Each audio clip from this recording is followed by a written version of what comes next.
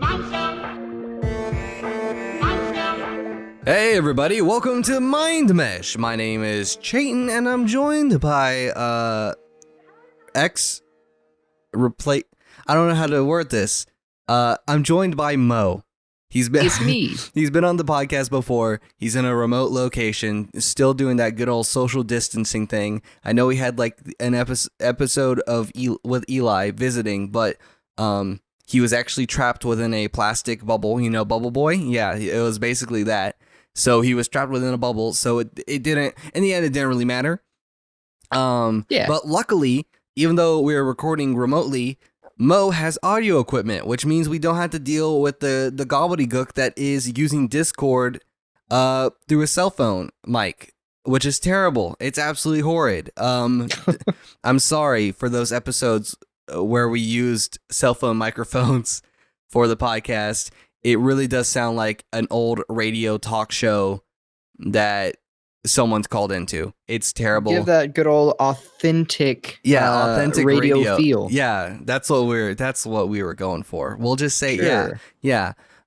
So you, and if you hear anything different on my end, I actually got some new audio hardware as well. I just got a new microphone. So I'm hoping it's gonna make my voice sound sultry. Sultry? Is that the word? Sure. You know what I'm talking about, right? It's Yes. like sultry and sweet, like smooth or something. Yeah. I don't. Who knows? Phonics was not my thing, even though I'm a big person about. I don't even know the words escape me. I can't even. Anyways, You okay over there, buddy? Dude, I'm trying. It's hot. It's summertime. Yeah, You know, I understand that. I'm ready for winter to come, or at least to have a working AC unit. Because working in an office with a computer that acts like a space heater, does not do well in the summer, and it also doesn't do well when the AC unit does not cool the entire place. So basically, I'm dying. Summer's a bad time. I mean, right now. Luckily, this new microphone. Now, this new microphone I got. I have it cranked all the way. The gain's all the way to 100, and it's still not picking up the fan that's blasting behind me. So I'm staying as cool as I can, really. But back to you. I'm kind of in the. I'm in the opposite boat over here. I'm currently living. Yeah, it's a little too cold where I am because I'm in what equates to a basement at my parents' house. Yeah, because so I'm guessing that's where they live. Yeah, wait. That's where I live. This is what always confuses me with AC units. If they're on the ground floor, usually it can cool down to the basement. It's just hard to push air up into the upstairs. Yep. But you're in the basement. Yeah, so all the cold air is going down. Exactly. Man, I wish I lived that life. Our downstairs is a cool, crisp 65, which if you think that is cold, you need to reevaluate your life. Because let me tell you, I inherited this lovely gene from my mother. If I'm in a room that is 70 degrees Fahrenheit, I might probably need to add the whole degree Fahrenheit nonsense beside it. If I'm in a room above 70 degrees Fahrenheit, I'm already turning red, sweating bullets. I don't know why. I can't explain it. I'm just hot-blooded. That's all I can say about that. Hot-blooded. Yeah, I get that. And I need that cool, brisk air, which is why I'm excited for fall and winter, and then the beginning of spring. It's the end of spring and summer that's just a travesty. Yeah, okay, I completely understand that. Like, it's less so the heat thing that gets me. It's around that exact time that allergies start destroying me. Bro. So welcome to you want to know what's funny? Where I currently live, my allergies like barely affect me at all. Like, yeah, I'll eat something and I'll start sneezing, and that's just typical for me because I am basically allergic to every food under the sun. But here, I'm not as stuffy and congested and like teary-eyed as I am when I travel back to where we live, or not where we live, our hometown. Whenever I travel back to our hometown, man, I literally the last time I went back home, the day after I got back, you were literally there. I was running a fever, and we literally, I was running a fever. I was not sick to my stomach. It was literally just the fever, I think. It was just fever and lightheadedness. And I kept sneezing. And we literally think that my allergies just had such a shock, or my sinuses had such a shock from allergies because I don't really have them where I live now versus my home, that it caused my body to go like wacko and make me sick. Yeah, I remember that. That was not a fun time for anyone. Well, yeah, because we were also technically a little still bit scared. Yeah, we were still under social distancing practice. Well, I mean, we're still under social distancing practices technically, in a sense. Yeah. It's still smart to do so, but a lot of the lockdowns, I think we literally got home the first chance that lockdowns had been lifted. But yeah, no, my allergies took a major hit, and my body said, "Hey, you're taking an L. So have a fever, scare yourself shitless, make you think that you got the plague, and be on your merry way." But then I only had the fever for like a day and a half, and everything was literally on my merry way. So what can you do? We've gone off on a tangent here. Oh my goodness, just a tiny bit. This is not what we were thinking. So. Not a lot of people notice. I don't think we've ever actually mentioned it on the previous podcast that you were on. I think we have mentioned that you also went I went to film school because your boy graduated, but you're still going to film school. And yeah, I think it's been mentioned. I know that we mentioned that you're going to film school, but I don't think that we mentioned what you're going to film school for. Maybe? I don't know. I don't know either. But basically, me and Mo went down the same career path, in a sense. We both want to do editing. Yeah. It is our bread and butter, which is funny because back in the day, since we grew up together and we both found our love of film together, we used to make like crappy home movies in a sense. Yep. We're not gonna dwell too deep into our past with that stuff. No, we've already done that. Yeah, I think we actually have.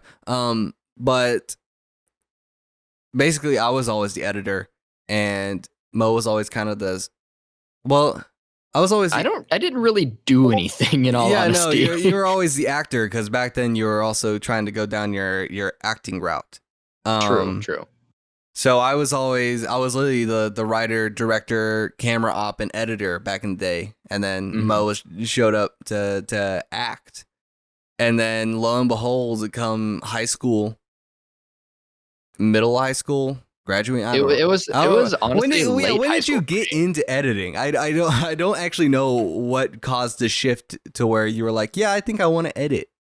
So it was more late high school, I feel like. It was a little bit of that, and then once I actually got up to film school and everything, when I got there, I was like, okay, I'm going to either go into cinematography or editing because I hate writing. I've always hated writing. You want to know what's funny? I also hate writing, but everyone loves loved the scripts that I wrote. I don't. I wish I could explain it. See, I know. I completely get that because once I actually get something written and done, it's fine. Yeah, you're happy with it. But it's the process. Yeah, because for sure. The reason I like editing so much now is because it's literally just so I always use the comparison. Writing is you're working with just a pen and paper. You don't have anything to work with yet. With editing, you're just handed some things and you're like, oh, I can make something out of this. I like to think of it as you're handed a 1,000-piece puzzle to put together, except the final piece is missing. Yep. I always like to think of editing in that sense. And you have to kind of craft that piece on your own. Yeah, it's like you're given the final product in a sense. You just have to put it together. That's interesting. I don't even remember really what got me into editing per se. Dude, I've been doing it as far as I can remember. Yeah, dude. That's the thing is I've literally been doing it for as long as I can remember. Starting on Windows Movie Maker when we did the terrible home movie stuff, and then everything that I remember. The first thing I remember of you showing off editing prowess, which this is hilarious to me. editing prowess or saying editing prowess because all it was putting things in reverse. Hell yeah. The classic. It was, oh my gosh, dude. Classic. I still have some of those videos. I actually don't remember if that was possible in Windows Movie Maker. I don't remember. I see. It might have been in. As I went through 3 phases. I started with Windows Movie Maker, and then I got into there's this shift when gameplay became big on YouTube, and then I got this. I don't remember what it was called. It was like Camtasia or Cam Studio. Do you not remember what it was called? I literally I don't. But it was a screen recorder, but it also had a built-in editor. And it was timeline based, kind of like Premiere, where it had layers and stuff like that. So you would open it up, you would tell it to record, you could record wherever it was that you're recording, be it Minecraft or Amnesia or whatever. And then as soon as you hit done, it was auto imported into the editing software and you could edit and export it. And then I got a completely legal copy of Premiere Pro. And then somewhere down the line, I actually paid for it and got the Creative Cloud subscription.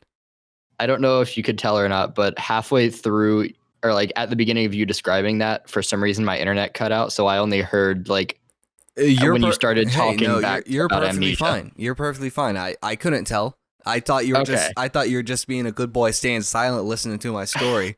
But did I remember the name of that software? I think halfway through you explaining it. Okay. I think it was Camtasia, wasn't it? I think that's what's ringing the bell in my mind because there were 2 of them. Because there the 3 that I remember that I had recording wise. I remember I had Bandicam, I had Fraps, but those didn't have editors built in. Those were just recorders. And then I'm pretty sure it was called Camtasia. I'm fairly certain it was called Camtasia at some point. I don't remember because I think there was one before Camtasia, but I can't remember. That's the problem. Yeah, no, I don't remember at all. But yeah, I went through iterations of editing software basically, and I landed on Premiere. So I never went through the travesty that was Sony Vegas, and I technically did learn Final Cut, but I didn't learn Final Cut 7. I learned Final Cut 10. But that was just due to a broadcasting like television class in high school. So I learned Premiere first, and then I went to Final Cut, hated Final Cut, and then I dug through a back closet and found an old like Dell Optitex or whatever, and it had Premiere 2.0 on it, and I decided, you know what? I was currently using a completely legal version of CS5, CS6, and I was like, you know what? I'm sure Premiere 2.0 isn't that different. Man, oh man, let me tell you, it was shit. It was a real bad time, but I still used it because I refused to use anything else. I understand, like, because it's the first editing software I used, or at least tried to use, was Camtasia, and then for some reason my little like middle school brain just couldn't comprehend it for some reason, and I was like, okay, I give up. And then I didn't touch an editing software. Yeah, I didn't even touch an editing software again until like high school, I guess. Yeah, well, that's what I remember is whenever we started doing like YouTube as kind of not a profession, but almost like an after school job. Yeah, kind of. Because I was in middle school, high school. Oh, was that what made you get into editing? Was editing our old videos or editing little bit of your that. Videos? Because it was a weird time. At that point, it was like our videos were so unedited. Yeah, really. No, it's like you just dragged and dropped because it was a video game gameplay. Yeah. So you just dropped it into Premiere. You'd chop it to where the sync points were. Well, it wasn't even that. It was, of course, you align the audio with the gameplay with, the sync points. But then you just chopped them up into 15-minute segments and put your intro and outro. Yeah. I mean, then you just shot it out. Before that, though. Well, no, actually, I guess we did do that because I remember at one point we switched to like recording episode by episode and actually saying like, this is the end of this episode or whatever. Are Are you talking about once we switched to like the Game Grumps-esque style of recording? I think that's around when we did that, right? I mean, am I misremembering? Well, see, here's the thing though, is that the way that yeah, it was during the Game Grumps where we actually had like start and ends. Because that's when we actually like we made ourselves fucking time cards, so that way in editing it was easier for me. But I forgot that you actually did some of that. I thought very, very little. Yeah, I was about to say I can't even remember what games that you did. Because it was whenever we switched to the Game Grumps-esque style stuff that I stopped editing. Yeah, because I mean, it was kind of impossible because I had all the footage, I had all the ingest stuff. Exactly. So like it was the video games that I played. So like the most editing I ever did on any video game series I did was Pokemon Yellow. True. Which doing Pokemon series because you had to do all the images and stuff like that. Weird. I don't know. It's weird to think back on that sort of stuff because it's like now I think about it and that's literally what taught me such the fundamentals so flawlessly that I feel like if I ever went back to that kind of which I mean this podcasting is sort of kind of that, except I mean you take out the whole video element but you're still having to like edit in a sense, like paying attention to levels, cutting out things that you don't really want heard, that sort of thing. But like I feel like if I ever went back to the gameplay stuff, which I have contemplated before, especially like in the especially during this current time when there's such a lull and I'm getting back into gaming. Yeah, I mean, heck, I just picked up literally I got back from the store earlier today and I picked up Fallout 4, the Game of the Year edition for $5. Oh, okay, $5. I mean, it would have been better if it was Fallout 4 for $4. I mean, let's just be for sure here. I was just surprised to see it for that cheap. Yeah, I know Persona 5 Royal is currently like 25% off, and I just bought it like a week ago for full price, and I was like, damn. And then I got sorry. What's up? You got Persona what now? Like, I got Persona 5 back in like August, I think. Yeah. So I got it before Royal even came out because I texted you because you played the original. I played the original, 5. But like I didn't. My big thing is back then with the announced differences that they had announced, it didn't seem worth it to get Royal. Like it just seemed like they added one palace, right? But then it actually came out. And I looked up the differences and a bunch of reviews, and everyone was like, yeah, if you're planning on playing this for the first time, get Royal instead. It's just, it literally adds so much content. And I'm like, well, what about Atlas? Why didn't you make that clear? You just said you were adding 2 characters and adding a dungeon. You didn't tell me it was going to add like 75 hours to the total experience. Yeah, because as soon as it came out, like more info about it, I was like, all right, well, I just really messed up. Yeah, no. I mean, I haven't played much of it, but the game is phenomenal. Yeah, no, it's great. It's one of my top 10 all-time favorite games, and I haven't even played the other ones because same. I don't really want to shell out the money for a PlayStation TV so I can get the PSP versions of 4. And then 3, 2, and 1 were all, I believe, PlayStation 1, maybe 2. I don't remember. I think 3 is 3 and hang on, I can look it up because I'm available to do that. Hey man, me too. I'm just too lazy to reach over to my keyboard. So it was on the original Persona 1. It's actually on the PSP and regular PlayStation. Apparently, it's also available on Windows, which is interesting. Huh. The more you know. And then Persona 2, also on PlayStation 1. And then Persona 3, I think, moved to PS2. Yeah. Okay, that's what I figured. But my thing is, the reason I got so into Persona 5 and like the reason that a lot of people don't get into it is like, well, it's the 5th game. Don't I have to play the other ones? And it's like, no, you don't, because they're all completely different. Yeah, you might find references to past games, but like, even if you don't know that it's a reference, it doesn't matter. Because it's literally just all world building. That's like how that's how my friend describes the final not Final Fantasy. Final Fantasy 2, but Fire Emblem. all those games, it's a different cast every single game, so you don't really have to. You don't have to play any of the ones before. What? I think your internet dropped out, but I got the gist. It like dropped out for a second. It's whatever. Who even cares? You know what? We've had a crazy ass first segment talking about allergies and sickness, talking about editing, and now we're talking about video games. How about we hold our horses a little bit and continue this conversation after this ad read? Look, Fish, I need to know something. I need to know. Have you heard? Yeah. You have? Are you sure? Possibly. You can tell me though. Have you heard of Anchor?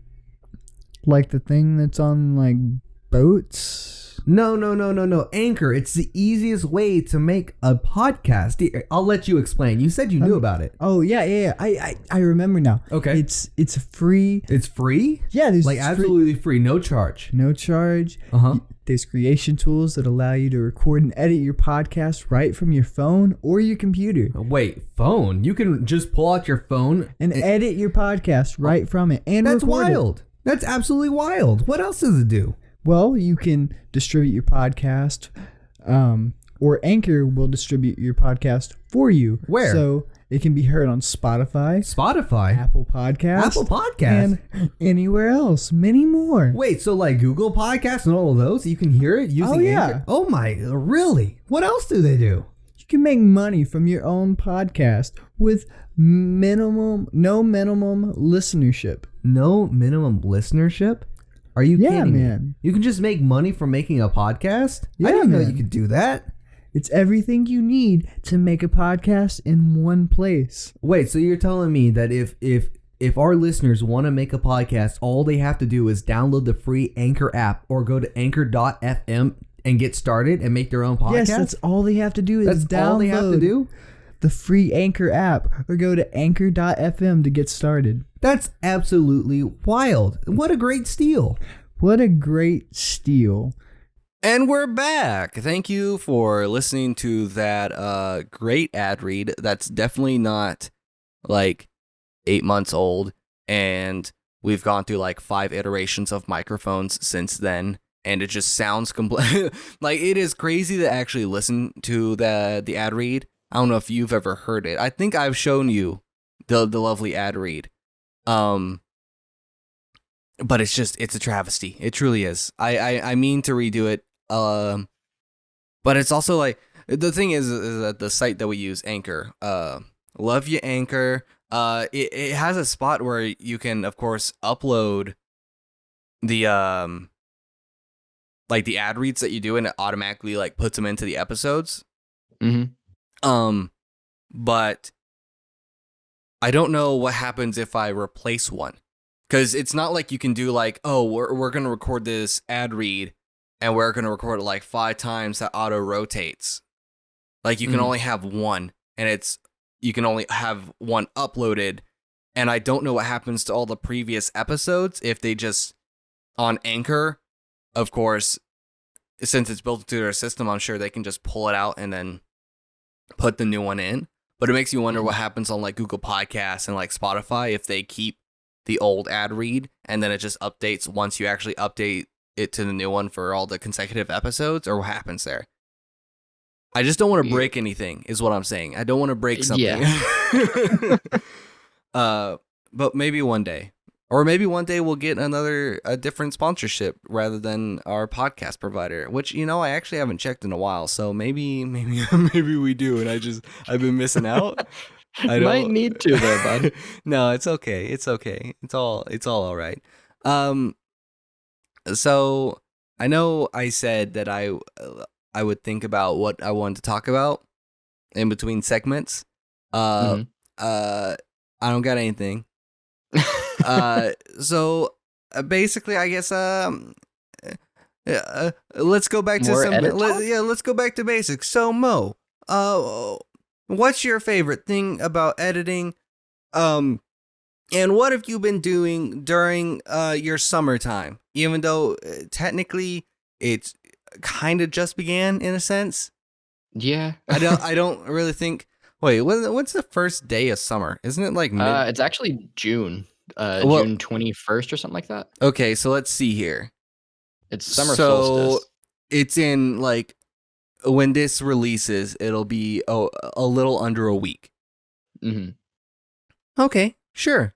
First day of summer is technically, according to people listening to this on podcast platforms, is in 1, 2, 3, 4, 5, 6, 7 days. So technically a week if you count the day that you're on. And then on YouTube, it's like 5 days. Yeah. So we're not even technically. We're still in spring, baby. How's your spring been, Mo?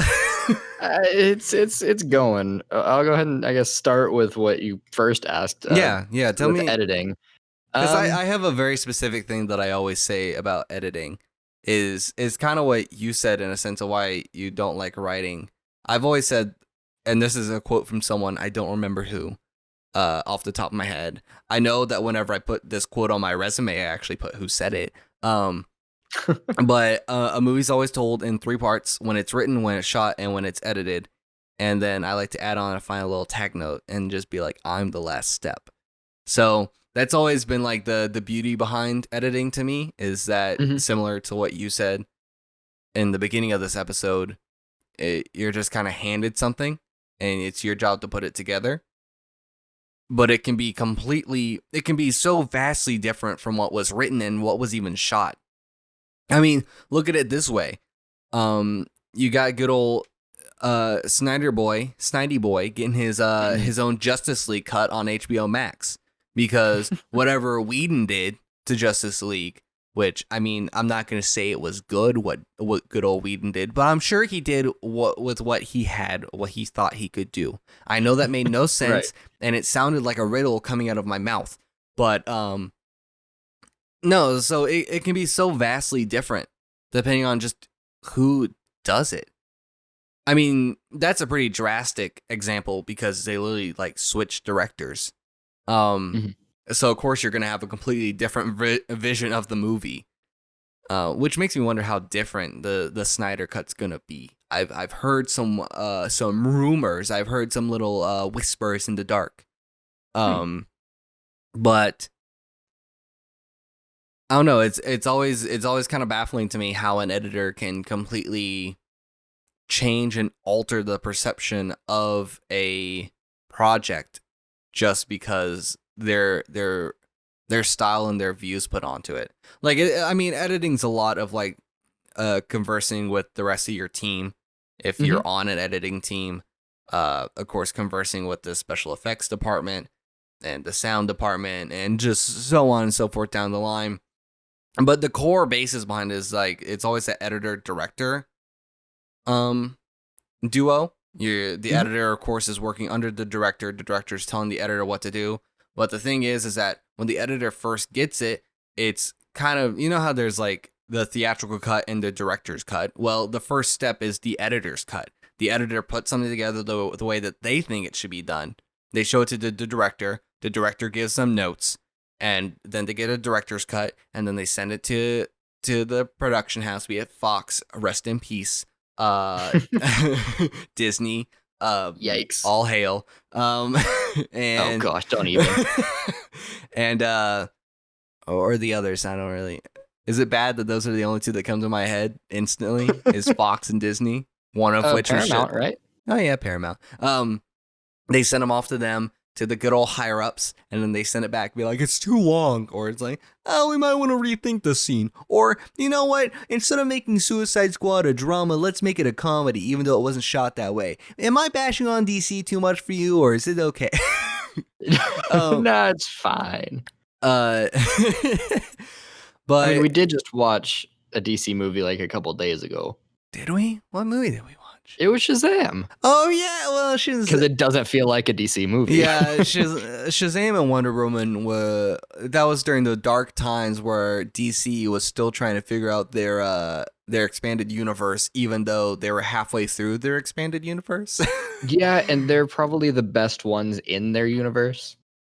Yeah, no. Well, that's because they allowed the people to do what they wanted. They allowed the directors to, direct. Because good old of course, Man of Steel got mixed reviews. Then Batman v Superman got mixed reviews. And I feel like it got less than mixed reviews, honestly. Yeah. Instead of 50-50, it was more like 60-40 for Batman v Superman. And then, of course, Wonder Woman came out, and it got rave reviews because I'm guessing the director actually put their foot down, which is weird to say because I'm sure Zack Snyder has a lot of like prowess and power behind what he says.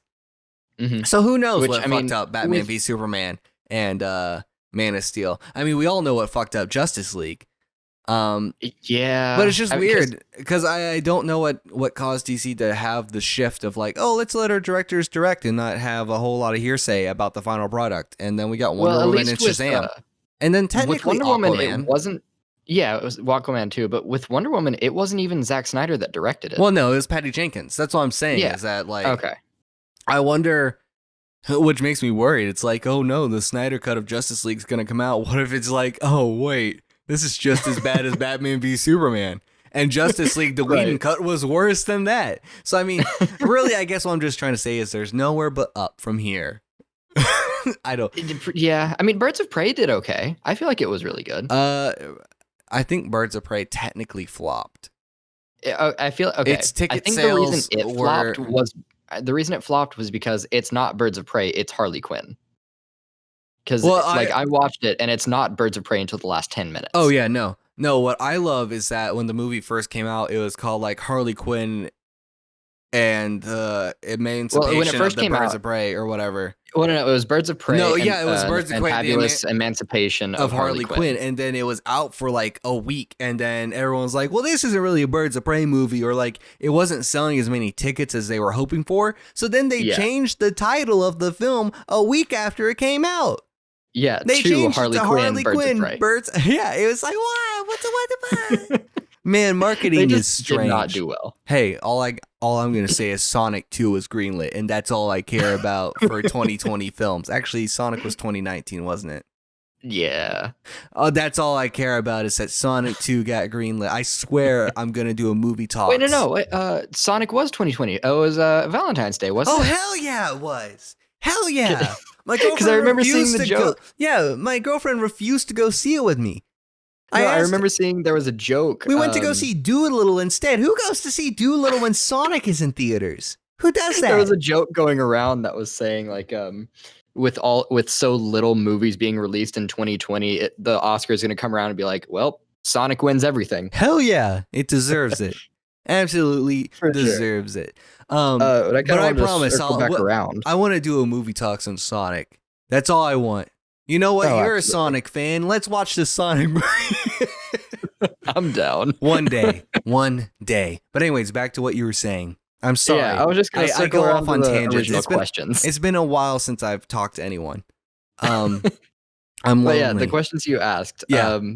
I've heard that same thing about like the three different stories, the writers, directors, and editors.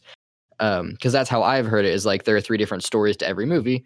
There's the writer story, director story, and editor story, and they're all three pretty different. Yeah. And like I love that the editor, while he has to kind of listen to what the director wants, he still gets a lot of freedom in what he gets, or like what he wants to do. And that's one reason why I like it, is because you can literally just do whatever you want with it. You can make a rom-com seem like a horror movie with editing a trailer. If people have seen those kind of things, it's crazy what you can do with editing, and it's all freeing to me. You can do whatever you want to do pretty much. Yeah. And what was the other question you asked? I don't really remember. Oh yeah, it's how are you spending your spring/summer, even though summer hasn't technically begun yet? Yeah. It's hot enough to be fucking summer, I'll say that much. Yeah, I don't like it. Really all I'm doing... I'm not down to clown. I don't want it. I'm just kind of hanging out. I was going to be doing like a summer internship I told you about, but that kind of fell through with... Well, of course. As you do. Yeah, with how everything is falling through in the industry, except it's picking back up a tiny bit. Yeah, the problem is that everyone's gonna be fucking like swarming to get on the projects, and us little guys who are just trying to start out is gonna be put to the wayside. Yep, exactly. But I'm still doing all right. I got a little summer job that I actually came back to because I had this exact job 2 years ago when I came back from my freshman year. Yeah, it's truly a classic. It's my favorite job you've ever had, except for the job where you worked with me, and then the second job where you worked with me, and in both occasions you quit. You left me behind. You said, "You know what? Did. I'm going to brighter pastures." I don't. Look, that job didn't pay enough for me. Whoa! I ain't even talking about that anymore. I'm talking about our roots. I'm talking about the of the that tubes. One. We could have had millions. If only we would have played. If only we would have played Pixelmon mode. I didn't quit that one. We could have made millions. Look, I didn't quit that job. You're the one that moved away first. Look, it's not my fault. I know. But yeah, I'm just kind of relaxing as best as I can while working. But I've watched a couple different movies. Played some video games. Yeah. I started playing when I was on the last podcast. We were talking about D&D, and I finally started playing with the people I planned on before all the school stuff got canceled. Yeah. We're playing over Discord. It's been fun.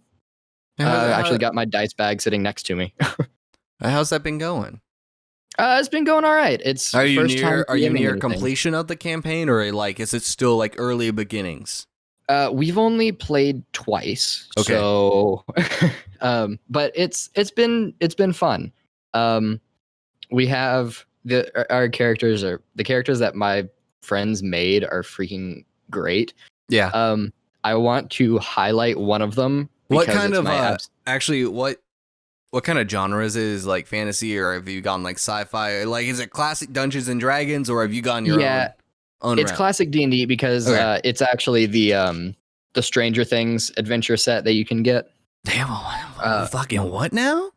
Yeah, they made like a Stranger Things short campaign that you can do. It's basically they wrote it to be kind of like how Mike, the character in Stranger Things, would have written a D&D campaign. Oh, that's so it's really cool. Huh. It's relatively short. Yeah. Because I'd say they're about halfway through it right now, and we've only played twice. But it's really fun. I want to highlight one of my favorite characters because I know they probably wouldn't even listen to this, so they won't know it's my favorite. Are you going to tell them? I might eventually. They have to listen to like the past 33 episodes to get to this point. But if they want to skip and be little cheaters about it, naughty. One of this person who made this character, this is her first time playing D&D. Yeah. And I worked through with every one of my friends saying like, okay, we're going to take this time and make your character, make it up exactly how you want it. And for this one, her boyfriend explained like all the basics of D&D to her before we started playing and everything. She's like, okay, I think I know what I kind of want to do. And she tells me she wants to make a frat boy. Hell yeah. So she starts out, she wants to play him as a human. So just run-of-the-mill human and barbarian. And I'm like, okay, I'm liking how this is going. And to kind of work it into the story, I was just saying, or I kind of thought, okay, so let's work it to be like he's actually from our world, like the human, like the world we live in, IRL. And then as part of hazing, he's sent on an adventure in the D&D world. So he's literally, hang on, I want to pull up his character sheet because it is freaking hilarious. Because in the descriptions, I have him as, let's see, in his personality traits, the only two words I have are privileged and fuckboy. Oh. Those are literally the only 2 words I have in his personality traits. His bonds are lives to impress his father and cocaine addiction. Okay. In his flaws, he has daddy issues and he is quick to anger. Uh-huh. So you can just kind of imagine how you would have. Oh, also, you want to know his fraternity name? Please. Sigma Apple Pie. What the fuck? Exactly. I'm yeah. I'm not even gonna question who you play D&D with. Who am I to judge these things? But it's that's probably my favorite character, because like all the others, they went for actual like old fantasy kind of characters. So like one is playing a monk, one is playing a ranger, and another is playing a sorcerer. And which is funny because only one of those people has ever played D&D before, and it was like once. So I love how they mostly chose spellcasting classes, which are notoriously confusing. What are you trying to say? The magic is confusing? Well, it deals with a lot more numbers. Bro, they're all mathematicians. They all go to art school. They're good with math. Oh, for sure. You know it. I mean, one of them is a film major like me. Another one of them is I think she's music business. And then another is like social work. So yeah, we got a run of the gambit in majors in this. Oh, and another one was commercial voice. The more you know. Thanks for ratting out your friends. I'm gonna hack them. Go for it. I'm gonna try. But anyways, this has been a whirlwind. I don't feel like we've talked about the same thing for more than 5 minutes. It's just we haven't. Back to back, action-packed fun. But anyways, thank you so much for tuning in to the MindMesh podcast. You could of course listen to us on Mondays. We still aren't back to regularly scheduled program because life's tricky like that. But you can tune in on Mondays on your favorite podcast platforms at 5 p.m. Central Standard Time, and on YouTube 2 days later on Wednesdays at 5 p.m. Central Standard Time. But with that being said, my name's Chayton. And I'm Mo. It took you a second. I'm glad you caught on. I'm glad you somewhat remembered that. Either that or just me saying I'm Chayton just instantly tick something in the back of your brain and you're kickstart. It's I'm Mo. But anyways, we'll see you next time. Bye-bye, everybody. Bye.